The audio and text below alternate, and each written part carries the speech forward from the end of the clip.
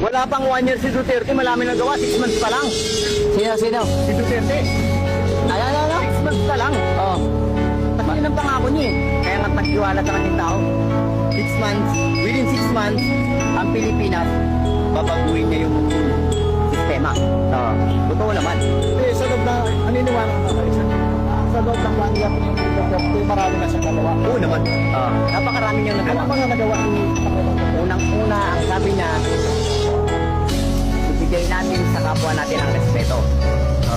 Bigyan natin sila ng respeto. Lalong-lalo na ang mga pulis. Ngayon, ang tanong ng tao, paano pagkatiwala ng pulis anak at tinapa? Yan ang lisensyadong kriminal. Sabi nga nila, di ba? Pero, mangyayari yan. Totoo naman. Nangyari. Nga, ang ginawa niya, pinahugot niya lahat ng iskalawag at pinadala niya sa amin. Nandutero ka namin. Ngayon, iskalawag ka. Hindi ka pwede makarating sa amin. Kasi alam mo ng mga taga ng iskalawag na ngayon. Papatayin ka. So, para magkaroon ng respeto ang tao, kailangan ng may iskalawag wala. Di ba ginawa niya? So, nagkaroon uli ng respeto ang tao sa pulis. Kasi nga, siyempre, sinala niya natin. Panahon ni Digong. Oo. So, nandun tayong may mga puntong hindi natin malalahat. Diba? Hindi natin malalahat. Pero, disimulado sa ngayon. Sa ngayon ha, disimulado. Pwede mong respeto po. Katulad ng ano, mga panahon. Pero ngayon, pare, utangin na dati hindi ako sumasagot sa pulis. Ngayon, pag dumada ng pulis, nakita ko yung report.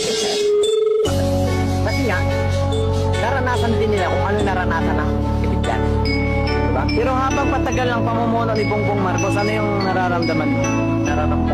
Ano yung nakikita mo? May improvement ba or ano what? Ano yung pagkakaiba ng panahon ni Digong?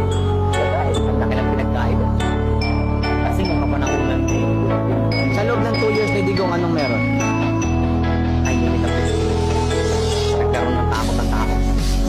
Takot sa sarili na baka pag gumawa ako ng kasalanan, mamamatay ako. Yun. Yun, di ba? Yun yung panahon na sabi nga nila, ikaw lang ang pinakamatapang na tao kung gagawa ka ng kabalbalan sa panahon na Digong. Kasi alam mo sa sarili mo, alam natin lahat na maaaring ikamatay din. Diba? Gawa ka ng kabuhay mo. Gawa ka ng kabuhay mo. Ngayon, kaya ko nasabing nanahimik at nagkaroon na respeto ang tao. Kasi, yun nga, binigyan niya kaagad ng pag-iisipan yung tao. Ang sabi pa nga niya, within 6 months, pati kinuhin ko ang Pilipinas. Sino pang presidente sa dita ng gano'n, kundi siya lang, ang isip tuloy na tao, baliw. Diba? Baliw niya na tayo, 6 months, pati kinuhin mo ang Pilipinas. Ano na? Yung pala, may sarili siyang pamamaraan. Pero sir, naniniwala ka naman. Pero sa loob ng 6 months, ay nagawa niya. Nagawa niya ba? Nagawa niya within 6 months. Ano yun sir? Maraming taong nangilag. Maraming taong nangilag na gumawa ng kabalbalag. Kasi nga, hindi linis sa ating mga Pilipino, hindi linis sa kalaman natin na kapag ka gumawa ka ng kabalbalang sa kapanahon ng Duterte, may kalatagyan ka. Sigurado yun, di ba? Ano yung inuuna niya doon sa Pilipinas?